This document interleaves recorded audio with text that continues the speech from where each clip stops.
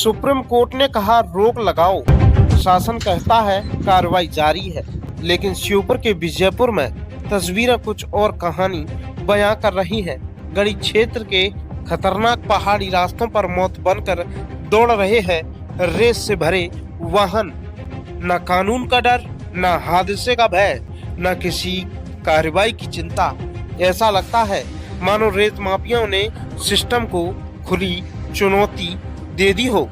आज हम आपको दिखाएंगे वो तस्वीरें जिन्हें देखकर आप भी पूछेंगे क्या श्योपुर में कानून चलता है या फिर रेत माफियाओं का फरमान।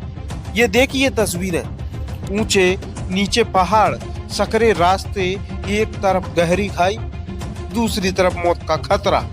लेकिन इसके बावजूद रेस से लदी वाहन लगातार गुजर रहे हैं। जरा सी चूक, एक छोटा सा संतुलन बिगड़ा और सीधे मौत। लेकिन रेत माफियाओं को इसकी कोई परवाह नहीं है। उन्हें सिर्फ चाहिए पैसा, और पैसा कमाने की इस अंधी दौड़ में न कानून दिखाई दे रहा है और न इंसानी जिंदगी।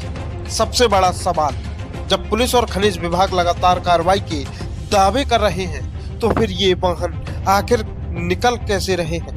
क्या इन रास्तों की जानकारी अधिकारियों को नहीं है? क्या ये पूरा खेल किसी संरक्षण में चल रहा है या फिर कार्रवाई सिर्फ कागजों और प्रेस नोटों तक सीमित है? क्योंकि जमीन पर जो तस्वीरें दिखाई दे रही है वो प्रशासनिक दावों की पोल खोलने के लिए काफी है। सूत्रों की माने तो चंबल नदी और आसपास के क्षेत्रों से अवैध रूप से निकाली गई रेत को इन्हीं दुर्गम पहाड़ी रास्तों के जरिए पहुंचाया जा रहा है। दिन हो या रात, कारोबार जारी रहता है। और हैरानी की बात यह है कि जिन रास्तों पर सामान्य वाहन चलाना भी जोखिम भरा है, वहां रेस से ओवरलोड वाहन धड़ल्ले से दौड़ रहे हैं। यानी मुनाफे के सामने जान की कोई कीमत नहीं है।